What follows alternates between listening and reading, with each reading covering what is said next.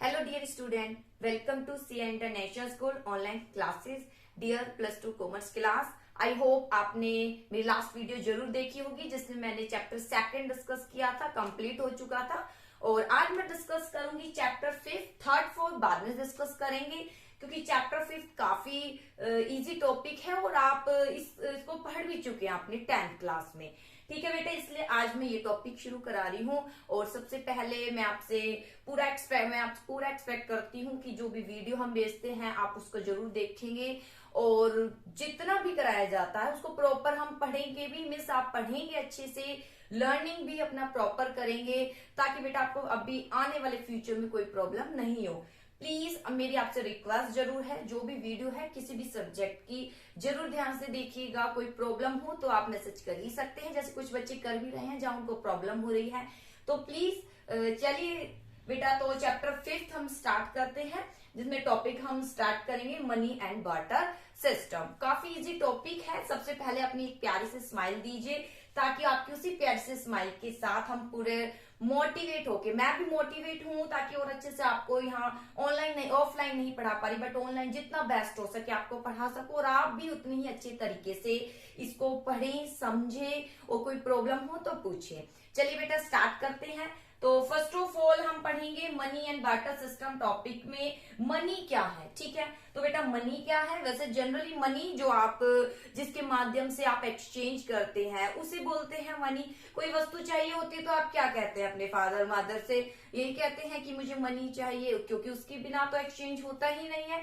तो वही है मनी। तो मनी क्यों आविष्कार हुआ इसके बारे में हम डिस्कस करेंगे, क्योंकि मनी से पहले तो क्या चलता था, बार्टर सिस्टम चलता था। ठीक है, तो बार्टर सिस्टम में बहुत सी प्रॉब्लम क्रिएट होती थी। उसी प्रॉब्लम को दूर करने के लिए मनी का इवोल्यूशन हुआ। तो पहले हम मनी देख लेते हैं, मनी क्या है और क्यों इसका इवोल्यूशन हुआ और क्यों बार्टर सिस्टम क्या था।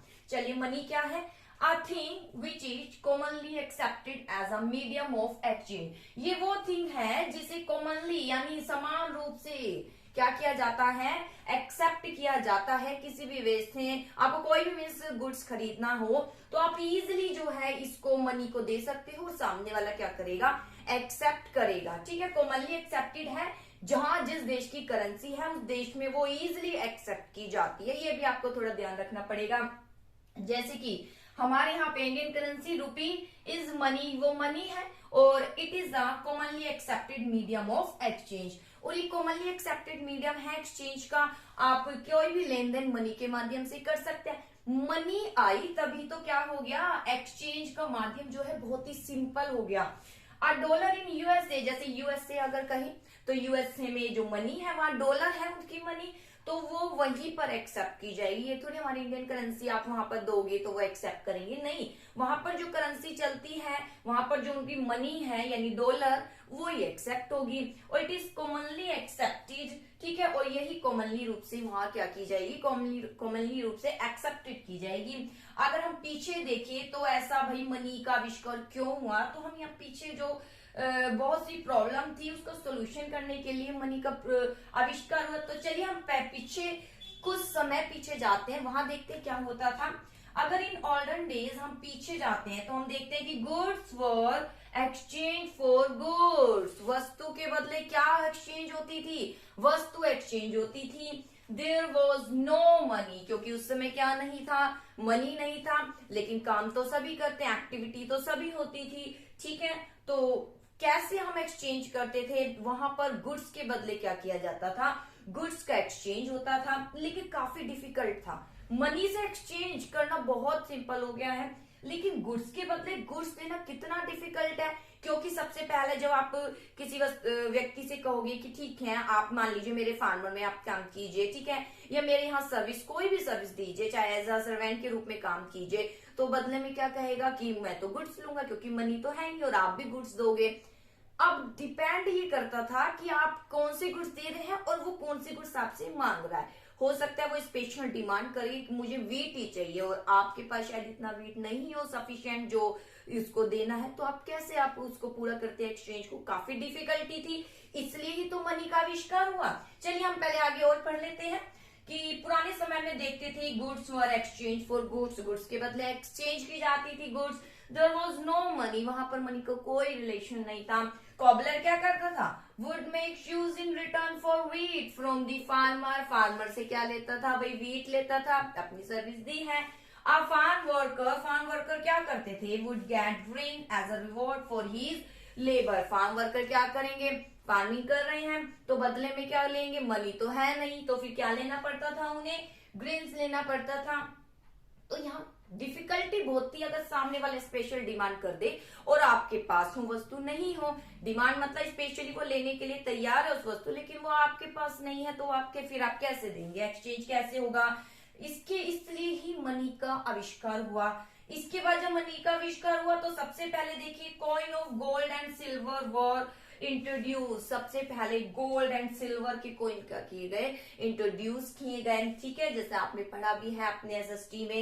Yellow metal was use for coin, coin use, फिर धीरे धीरे कॉइन आने लग गया alloy metal along with paper money, ठीक है, सबसे पहले कॉइन आने लगे, गोल्ड एंड सिल्वर के आने लगे, फिर एलो मेटल के आने लगे। इसके बाद अब जो चलता है मेनली कौन सा, उसके बाद जो है पेपर मनी आने लगी। अब जो मेनली चलता है इन दी एज ऑफ कौन सा, प्लास्टिक मनी। अब कौन सा चलता है, प्लास्टिक मनी चलती है। फिर देखिए बेटा सबसे पहले गोल्ड एंड सिल्वर इंट्रोड्यूस किए गए, उसके कॉइन थे, ठीक है, आपने पढ़ा ही है। फिर उसके बाद जो है गोल्ड और सिल्वर खत्म हुए तो एलो मेटल के कॉइन आने लग गए, ठीक है, जो यूज किए जाते हैं। फिर पेपर मनी आने लगे, पेपर जो आपके कागज का होता है, जैसे 10 रुपीज है, 100 रुपीज है, ठीक है, पेपर मनी आने लगी। अब नाउ इन एज, लेकिन अब आज के टाइम में मेनली जो है प्लास्टिक मनी बहुत ज्यादा यूज की जाती है ताकि कोई डिफिकल्टी ना हो। क्रेडिट है, debit card, credit card, debit card, आप बहुत से ये प्लास्टिक मनी ने और भी ज्यादा हमारे एक्सचेंज को क्या कर दिया है, सिंपल बना दिया है। तो बेटा इसका आविष्कार हुआ क्योंकि यहाँ ये goods were exchange for goods बहुत डिफिकल्ट था, इसलिए क्या किया गया, मनी का क्या किया गया, आविष्कार किया गया। अब मनी का जब इंट्रोड्यूस हुआ तो कितना बेनिफिट मिला, थोड़ा सा हम ये देखते हैं। देखिए सबसे पहले जब मनी आई तो इससे फायदा क्या हुआ, सबसे पहले देखिए बेटा मनी आई तो मनी ने किसको ज्यादा इजी कर दिया, एक्सचेंज के सिस्टम को, किसको इजी कर दिया, एक्सचेंज के सिस्टम को बहुत इजी कर दिया, क्योंकि मनी आ गई। अब कोई भी वस्तु आप मनी को देकर क्या कर सकते हो, खरीद सकते हो, ठीक है। तो मनी से एक्सचेंज सिस्टम बहुत ज्यादा क्या हो गया, सिंपल हो गया। और एक्सचेंज किसका हो रहा था, मनी के बदले आपको क्या मिल रही थी, गुड्स मिल रही थी, क्या मिल रही थी, कोई भी गुड्स है, सर्विसेज है, ठीक है, आप मनी के बदले आराम से ले पा रहे हैं, ठीक है। मनी के आने से गुड्स का एक्सचेंज बहुत सिंपल हुआ। मनी आई तो आप कोई भी गुड्स ले सकते थे, ठीक है। धीरे धीरे व्यक्तियों की डिमांड क्या होने लगी, बढ़ने लगी, यानी वांट्स बढ़ने लगी। अब मान लीजिए उन्हें कोई फूड प्रोडक्ट चाहिए तो उसमें बहुत सी वैरायटी वो मांगने लगे क्योंकि मनी आ गई, ठीक है। तो इससे वस्तुओं का प्रोडक्शन क्या हो गया, इंक्रीज हो गया, प्रोडक्शन क्या हो गया, इंक्रीज हुआ, किससे, मनी के आने से, क्योंकि वांट्स क्या हो गई, इंक्रीज हुई, वांट्स इंक्रीज होने के कारण ही तो मनी का आविष्कार हुआ, ठीक है। अब वांट जब इंक्रीज हो गई तो मनी के बदले आप मनी देकर आप इजिली गुड्स को खरीद पा रहे थे, जिससे ज्यादा ज्यादा वस्तुओं को क्या हुआ, प्रोडक्शन हुआ। जब प्रोडक्शन हुआ तो सीधी सी बात है, ज्यादा ज्यादा प्रोडक्शन होगा तो किसका प्रतीक माना जाता है, जीडीपी ग्रोथ का। तो इस प्रकार हमारे जीडीपी ग्रोथ की प्रोसेस क्या हो गई, स्टार्ट हो गई, किसके आने से, मनी के आने से, किसके आने से, मनी के आने से। अब आप देखिए बेटा मनी नहीं होती तो कैसे आप रेस्ट ऑफ दी वर्ल्ड के साथ एक्सचेंज कर पाते, उनसे क्या लेते, वस्तु लेते, क्या वस्तु लाने ले जाने में कितनी डिफिकल्टी होती, कैसे आप नहीं हो पाता, एक देश दूसरे देश के साथ इंट्रोड्यूस नहीं हो पाता, उनके साथ इंटीग्रेट नहीं कर पाता। लेकिन मनी के आने से ये कितना ज्यादा प्रोसेस सिंपल हो गई, ठीक है।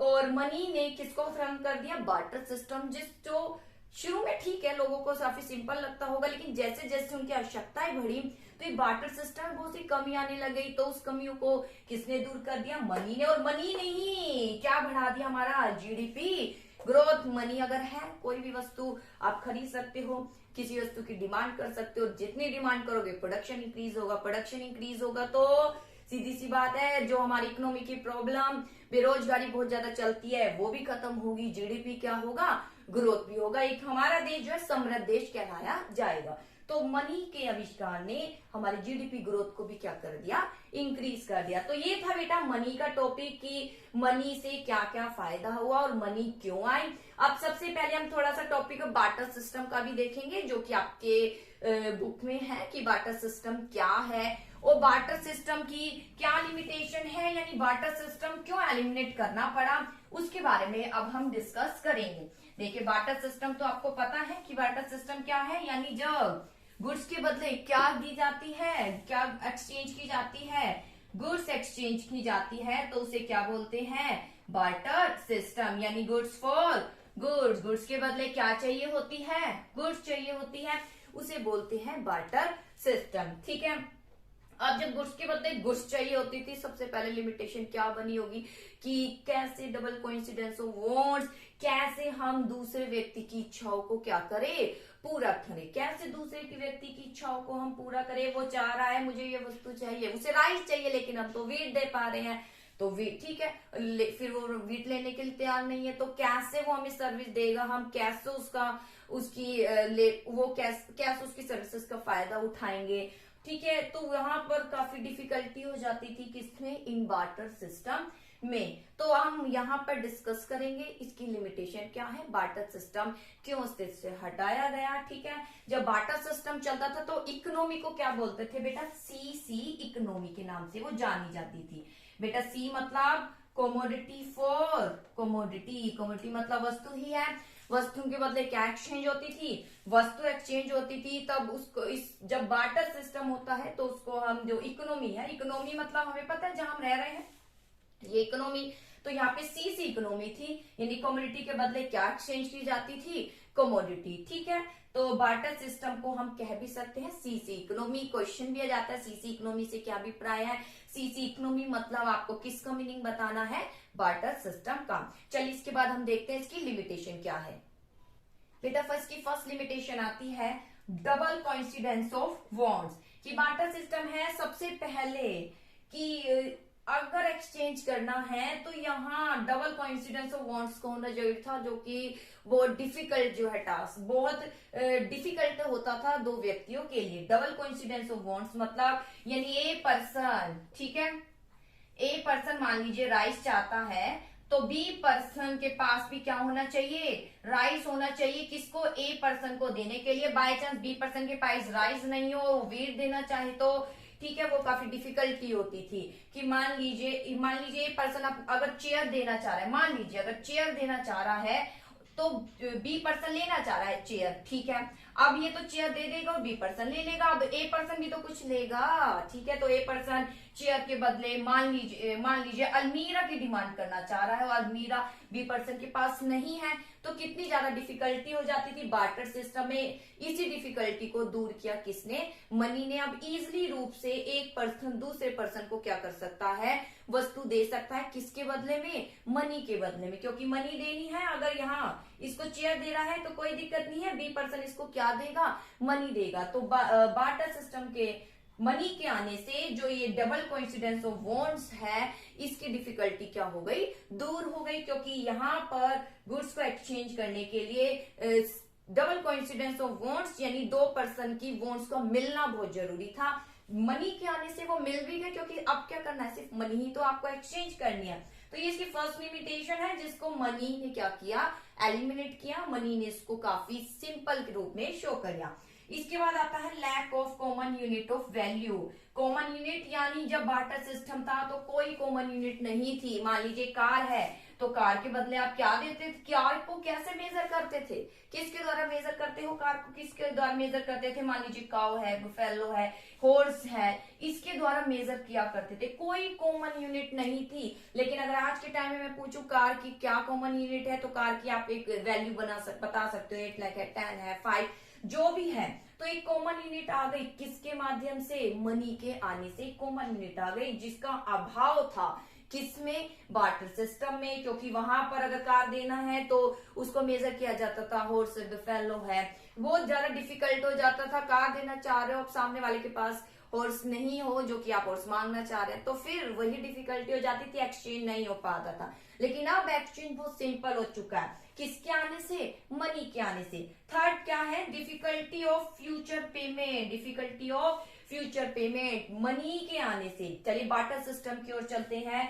तो बार्टर सिस्टम में फ्यूचर पेमेंट करना कितना डिफिकल्ट होता था। फ्यूचर पेमेंट यानी भविष्य में भुगतान, भविष्य में भुगतान यानी आप जैसे उधार करते हैं, आप क्या करते हैं कि जैसे मान लीजिए कोई आप मान लीजिए कि आपने कोई भी काम किसी से करवाया है, तो ठीक है, या कोई वस्तु ली है, ठीक है, कोई वस्तु ली है, तो बदले को XYZ कोई वस्तु ली है, चाहे चेयर ही क्यों नहीं ली हो। अब बार्टर सिस्टम में क्या होता था, फ्यूचर पेमेंट करना बहुत डिफिकल्ट होता था। मान लीजिए इसने तो भाई चेयर दे दी, ठीक है, बी पर्सन को चेयर दे दी। अब बी पर्सन कह रहा है मैं तो भविष्य में भुगतान करूंगा, भविष्य में आपको अलमीरा दूंगा। लेकिन कितना डिफिकल्ट होता था भविष्य में भुगतान, बाय चांस उस वक्त इसकी टूट हो जाए, इसके पास ही नहीं रहे तो किसी भी रीजन से, तो कैसे ये एक्सचेंज पूरा होगा। तो लेकिन मनी के आने से ये डिफिकल्टी भी क्या हो गई, दूर हो गई, क्योंकि फ्यूचर पेमेंट आप सॉरी फ्यूचर पेमेंट आप अब इजिली कर सकते, क्योंकि कॉमन यूनिट आ चुकी है, एक मनी है। अगर मान लीजिए आपको किसी को 10,000 की पेमेंट करनी है, तो 10,000 आप इजिली पेमेंट कर सकते हो, कोई दिक्कत नहीं है भविष्य में, क्योंकि नोट का तो ऐसा कुछ नहीं है कि हाँ भाई कि टूट फूट ये हो जाता है, ठीक है। तो डिफिकल्टी ऑफ फ्यूचर पेमेंट आप इजिली अब मनी के माध्यम से भविष्य में पेमेंट कर सकते हो। लेकिन अगर बार्टर सिस्टम में जाए, मान लीजिए फिर एक एग्जांपल बता देती हूँ कि ए पर्सन है, मान लीजिए वो राइस दे रहा है, किसको, बी पर्सन को वो दे रहा है, ठीक है, और बी पर्सन को जब यहाँ पे वो रिसीव कर रहा है, तो बी पर्सन क्या है, ए पर्सन कुछ तो देगा। मान लीजिए बी पर्सन कह रहा है कि भविष्य में अभी तो आपने मुझे राइस दिया है, मैं आपको क्या दूंगा, वीट दूंगा जैसे ही उत्पादन हो जाएगा। लेकिन उस वक्त उसके पास वीट ना हो, कोई भी प्राकृतिक आपदा आ गई, वीट खराब हो गया, कैसे भी, तो उसी क्वालिटी का वीट कैसे वो दे पाएगा, वो वीट कैसे दे पाएगा ये पर्सन को, या जिस क्वालिटी का वो अब वहां वादा कर रहा है बी से कि ठीक है मैं राइस दे रहा हूं लेकिन मुझे इस क्वालिटी का वीट चाहिए, वो कैसे उस क्वालिटी का वीट दे पाएगा, नहीं। लेकिन मनी के आने से ये सब क्या हो गया, डिफिकल्टी काफी सिंपल हो गई, एक्सचेंज काफी क्या हो गया, सिंपल। लास्ट आता है difficulty of storage and transfer. Storage बेटा देखिए, स्टोरेज बार्टर सिस्टम में स्टोर किसको करोगे बेटा, गुड्स को स्टोर करोगे, ठीक है। गुड्स को स्टोर करना कितना डिफिकल्ट है, क्या आप अपने घर में स्टोर कर सकते हो गुड्स को, कितनी गुड्स को स्टोर करोगे, स्टोर करते हो तो आपको पता है कितनी उसमें डिफिकल्टी आती है, टूट फूट हो जाती है। लेकिन मनी को स्टोर करना तो काफी सिंपल है, मनी तो हमारी प्लास्टिक मनी के रूप में भी तो स्टोर ही हो रही है, ठीक है, हम तो बैंकों में जमा करा देते हैं। बेटे बैंकिंग सिस्टम भी क्यों आया, मनी के कारण। कोई सिस्टम नहीं होता हमारी इकोनॉमी में अगर मनी नहीं होती तो, ठीक है। तो स्टोर करना बहुत डिफिकल्ट था क्योंकि बार्टर सिस्टम ने जब स्टोर किया जाता है तो किया जाता था तो वस्तुओं को स्टोर किया जाता था। अब एक व्यक्ति कितना स्टोर करे, स्टोर कर दे, कोई भी मान लीजिए डिफिकल्टी आ गई तो वो वस्तु खराब हो जाए तो सारा उसका वैल्यू, तो वो वस्तु की वैल्यू बिल्कुल डाउन, मीन्स वस्तु ही वो खराब हो जाएगी, फिर आगे वो एक्सचेंज कैसे करेगा। तो स्टोर करने में डिफिकल्टी होती थी, लेकिन अब मनी के आने से स्टोर आप इजिली कर पाते हैं, बैंकों में जमा रहती है आपकी प्लास्टिक मनी के रूप में, आप पॉकेट में लेकर उसको घूमते हैं। चलिए अब आता है ट्रांसफर। ट्रांसफर यानी एक स्थान से दूसरे स्थान पर भेजना। तो बार्टर सिस्टम में कितनी डिफिकल्टी आती थी बेटा, गुड्स को एक स्थान से दूसरे स्थान पर भेजना होता था, बीच में टूट फूट हो जाए तो नुकसान किसका होता था, आपका ही तो होता था। लेकिन मनी के आने से ट्रांसफर कितना इजी हो गया, आप तो घर बैठे ही ऑनलाइन हम क्या कर देते हैं, ट्रांसफर कर देते हैं। तो देखिए मनी के आने से कितनी ज्यादा जो डिफिकल्टी बार्टर सिस्टम में थी वो क्या हो गई, एलिमिनेट हो गई। तो ये बेटा कुछ लिमिटेशन है, इनमें से भी काफी पॉइंट आ जाते हैं, एक एक पॉइंट अलग से 3 मार्क्स का जाता है। तो आई होप आप इसको अच्छे से पढ़ेंगे, तो काफी इजी टॉपिक है, आप पढ़ भी चुके हैं पहले, ठीक है बेटा। इसी के साथ ही फिनिश हो जाता है drawback of barter system and there elimination. First point double coincidence of wants मैंने बता दिया, common unit, future payment, storage of value, transfer of value. इसी के साथ एक हॉर्स क्वेश्चन मैं आपको करा देती हूँ कि introduction of money has separate the act of sale and purchase how. Money के आने से जो सेल एंड परचेज की एक्टिविटी है वो क्या हो गई, सेपरेट हो गई। कैसे, तो बेटा कैसे सेपरेट हो गई, जब गुड्स होता, गुड्स मान लीजिए जब हम सेल की जाती थी, ठीक है, गुड्स ए पर्सन है वो भी क्या दे रहा है, गुड्स बी पर्सन है वो भी क्या दे रहा है, गुड्स सेल परचेज किसका होता है, गुड्स का ही होता है। मान लीजिए ए क्या कर रहा है, सेल कर रहा है किसको, बी को, तो बी भी क्या करता था, गुड्स को, ये तो सेल कर रहा है, ठीक है, और बी ए से क्या कर रहा था, परचेज करता था, क्या करता था, ये तो सेल कर रहा है बी को, और बी ए से क्या करता था, परचेज। तो सेल और परचेज की एक्टिविटी एक साथ होती थी जब क्या चलता था, बार्टर सिस्टम। लेकिन मनी के आने से क्या हो गया, ये अलग अलग हो गया। अब आपको क्या करना है, कुछ नहीं, ए अगर वस्तु को के गुड्स को क्या कर रहा है, सेल कर रहा है बी पर्सन को, तो अब बदले में सेल या परचेज कर, सेल कर, इसको भी अब सेल करने की कोई जरूरत नहीं है, ठीक है। अब गुड्स का कोई परचेज सेल्स नहीं होगा, मीन्स एक एक्टिविटी ही चलेगी। मान लीजिए ए बी को क्या कर रहा है, सेल कर रहा है, तो बी बदले में अब क्या देगा, मनी देगा, क्या देगा, मनी देगा। तो अब ये दोनों ही एक्टिविटी क्या हो गई, अलग अलग हो गई, सेल और परचेज। बेटा सेल परचेज हम गुड्स के लिए यूज करते हैं, ठीक है। तो पहले ए बी को सेल कर रहा था गुड्स, तो बी भी क्या करेगा, ठीक है, तो बी, सीधी सी बात है, बी परचेज तो कर ही रहा था, साथ में बी भी तो क्या कर रहा था, सेल ही कर रहा था। जहां वो परचेज कर रहा था वहीं बी भी सेल कर रहा था, क्या वस्तु, एक तरीके से ए को। ये दोनों ही एक्टिविटी कहीं ना कहीं चल रही थी कि ए बी को वस्तु दे रहा है, बी किसको वस्तु दे रहा है, ए को। तो सेल भी चल रही है, ये सेल कर रहा है, और बी भी एक तरीके से वस्तु दे ही रहा है, वो भी सेलिंग का काम कर रहा है। तो बी भी एक तरीके से परचेज कर रहा है एक ही वस्तु, और ए भी बी की क्या कर रहा है, परचेज कर रहा है वस्तु। लेकिन अब ये एक्टिविटी क्या हो गई, अलग अलग हो गई, किसके आने से, मनी के आने से, ठीक है बेटा। इसका मैं एक्सप्लेनेशन जैसे करा देती हूँ ताकि आपको डिफिकल्टी ना हो। Under the barter system of exchange, act of cell purchase of an individual must acquire at the same point of time. एक ही समय पर ये होते थे। टू बाय अ थिंग, अगर कोई व्यक्ति को बाय करना था तो उसको बदले में क्या करना होता था, कुछ ना कुछ वस्तु अपनी क्या करनी होती थी, सेल करनी होती थी दूसरे पर्सन को। तो cell purchase and individual must be और इक्वल वैल्यू, और सेल परचेज करने के लिए दोनों की इक्वल वैल्यू होनी जरूरी है, दोनों की वॉन्ट्स का मिलना जरूरी था, बहुत डिफिकल्ट था। लेकिन मनी के आने से क्या हो गया, individual can buy a thing with money without selling anything of any same time. लेकिन मनी के आने से अब उसी समय पर किसी वस्तु को उसे बेचने की जरूरत नहीं है। अगर बी पर्सन परचेज करना चाह रहा है तो परचेज कर सकता है गुड्स, क्या देकर, मनी को देकर। तो आई होप बेटा आज का टॉपिक आपको क्लियर हो गया होगा, और आप इसको अच्छे से रीड कीजिएगा, पढ़िएगा, और कोई भी क्वेश्चन अराइज होता है तो आप पूछ सकते हैं। Okay, thank you.